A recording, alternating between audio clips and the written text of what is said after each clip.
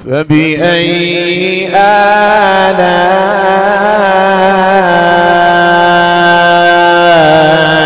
ربكما تكذبان.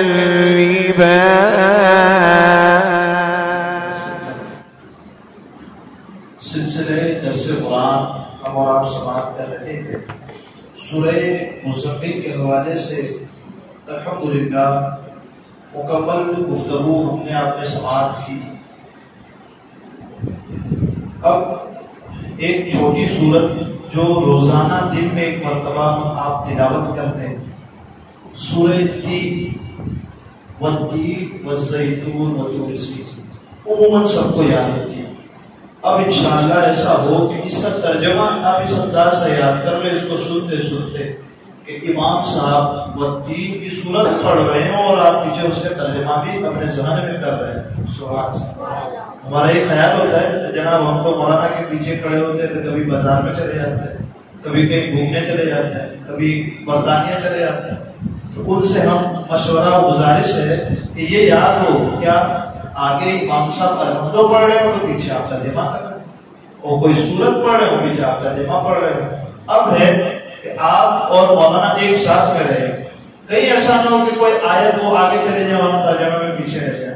ٹھیک ہے، تو اس انداز سے بھی قرآن فہمی ہو کہ امام صاحب ہمارے کیا پڑھ رہے ہیں ہم اسے ہر ایک لفظ ہم سمجھ رہے ہیں. سبحان اللہ. اس انداز سے تو والتین سورہ تین. اب یہ کہاں نازل ہوئی؟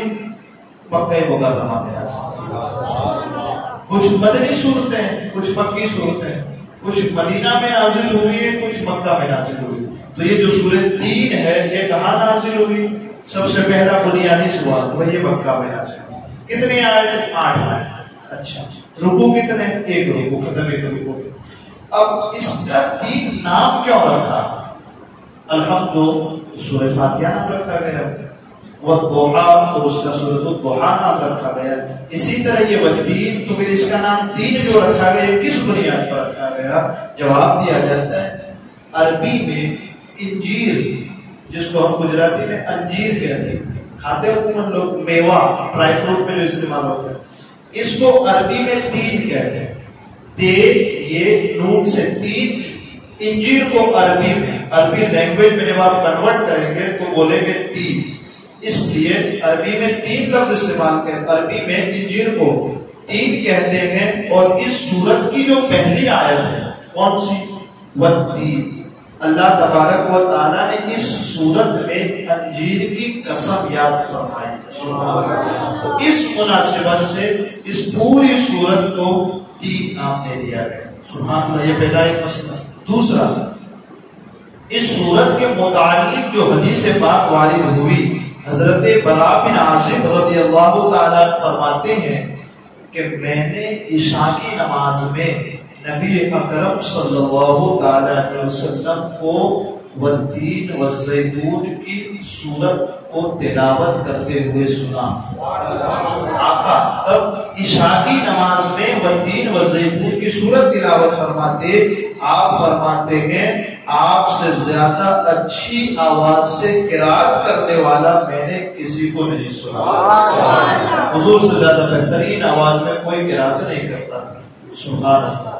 تو یہاں یہ سمجھ میں آتا ہے، ایک سنت سمجھ میں آتی ہے کیا کہ جہاں ہمارے لیے کھانے کی کچھ سنتیں ہیں، جہاں پہننے کی کچھ سنتیں ہیں، جہاں چلنے اور بات کرنے کی سنتیں ہیں، وہاں یہ بھی سنت ہے کہ عشاء کی نماز میں کون سی آیت آقا تلاوت فرماتے تھے. اس حدیث پاک نے ہمارے لیے وضاحت کر دی اور راستہ کھول دیا کہ عشاء کی نماز میں اگر آپ سورت پڑھنا چاہتے اپنی مرضی سے نہیں، میرے محبوب نے تین کی سورت تلاوت کی، اب تم بھی میرے بندو یعنی کہ میرے محبوب کے امتیوں تم بھی اس سورت کو پڑھنا، تو عشاء کی نماز کا ثواب بھی ملے گا اور ساتھ حضور کی سنت پر عمل کرنے کا ثواب بھی ادا کیا جائے گا. تو یہ ایک مسئلہ بھی ہے. دوسرا، خاص طور پر جو والتین والزیتون، زیتون جس کو ہمارے یہاں تیل میں استعمال ہوتا ہے، انگلش میں اولیو آئل بولتے ہیں اس کو، وہ یعنی کہ اللہ تبارک و تعالیٰ نے قسم یاد فرمائی کس چیز کی؟ انجیر کی قسم اور زیتون. والتین والزیتون، انجیر کی قسم اور زیتون کی، یہ 2 چیزیں. تھوڑی سی تفصیل میں جاتے ہیں اس کی کہ اس آیت میں اللہ تبارک و تعالیٰ نے انجیر اور زیتون کی قسم یاد فرمائی. کیوں؟ اس لیے کہ ان چیزوں میں ایسے فوائد، فائدے اور منافع موجود ہیں جو ان کے خالق، ان کے پیدا کرنے والے کی قدرت پر دلالت کرتے ہیں. سمجھ رہے ہیں؟ یعنی کہ اللہ تبارک و تعالیٰ کیسا قدرت والا ہے. اگر کسی کو یہ دیکھنا ہو تو والتین والزیتون، یعنی کہ انجیر اور زیتون کے تیل کو دیکھے اسے پتا چل جائے گا کہ رب کتنی قدرت کا مالک. سبحان اللہ. اس لیے ان دو چیزوں کا خاص طور سے ذکر ہو. آگے کہتے ہیں جیسے انجیر انتہائی عمدہ میوہ. سبحان اللہ. میوہ ڈرائی فروٹ میں جس کو استعمال کرتے ہیں، ٹھیک ہے، میوہ. میوہ سے ہمارے یہاں گجرات میں کیا مراد لیا جاتا ہے؟ مٹھائیاں. ٹھیک ہے، تو جو ہمارے ناظرین گجرات کے علاوہ سے ہمیں دیکھتے ہیں ان کے لیے بھی ہے کہ جب گجرات میں بولا میوہ جاتا ہے تو ہم عموماً سمجھتے ہیں مٹھائی. ٹھیک ہے، تو اس میں ہم پھر اس کو استعمال نہیں کرتے کیا ڈرائی فروٹ وغیرہ. اس لیے اس کی وضاحت کرتے ہیں جس میں فضلہ نہیں. فضلہ سے مراد ایکسٹرا چیز جس کو ہم نکال کے باہر پھینک. یہاں تک کہ اس میں گٹلی بھی نہیں. ایک آم ہوتا ہے، ٹھیک، آم کے اندر گٹلی ہے، آم فائدے مند ہے لیکن اس کی گٹلی پھینک دی جاتی ہے، کھائی تو نہیں جاتی. کوئی کسی چیز میں استعمال کر لیتے ہیں، لیکن انجیر ایسی چیز ہے کہ اس کا ہر ایک حصہ کھایا جاتا ہے. اس میں کوئی بھی ایسی چیز نہیں رب نے رکھی ہے کہ جس کو نکال کر کے پھینک دیا. ہر ایک پوری چیز کھائی جاتی ہے. دو، تیسرا کہ یہ بہت جلد ہضم ہونے والا ہے، سب سے جلدی ہضم ہو جاتا ہے انجیر.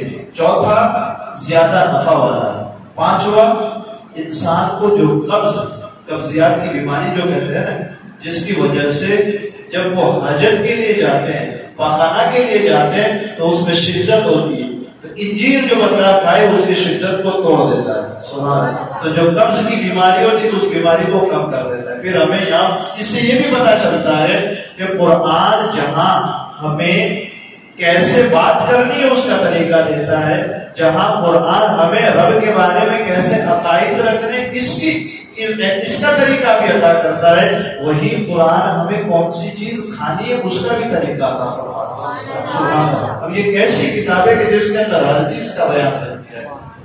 وقت ہو گیا شاید. اللہ تبارک و تعالیٰ مجھے آپ کو کہنے سننے سے زیادہ علم اور عمل کی توفیق عطا فرمائے. اس کے حوالے سے انشاءاللہ اسی لیے اپنے اس گفتگو کو روکا بھی کہ کل بھی آپ اس کو سماعت کریں. اس کے فوائد، اس کے منافع بہت سارے ہیں. سب سے پہلے اس کا نام جو تین رکھا گیا اس کے حوالے سے عربی میں انجیر کو تین کہتے ہیں اس لیے، اور اس کی پہلی سورت کا نام تین ہے اس لیے سورت کا نام ہی کو تین رکھ دیا. دوسرا، آقا کریم صلی اللہ تعالیٰ علیہ وسلم عشاء کی نماز میں اس کی تلاوت فرمایا کرتے تھے. اب ہم اور آپ کے لیے یہ سنت ہے کہ ہم اور آپ جب بھی عشاء کی نماز ادا کریں تو کم سے کم ایک رکعت میں والتین والزیتون کی سورت پڑھ لیا کریں. اور اس کے بہت سارے فوائد ہیں، تھوڑے سے ہم نے جانے انشاءاللہ مزید کر جانے کی کوشش کریں کہ اللہ تبارک و تعالیٰ مجھے آپ کو کہنے سننے سے زیادہ علم و عمل کی توفیق عطا فرمائے. ہمارے کہنے میں، آپ کے سننے میں آپ تک سبب کوئی خطا ہوئی ہو اللہ عز و جل اس سے معاف فرمائے. وصلی اللہ تعالی علی خیر خلقہ محمد وعلی آلہ واصحابہ اجمعین.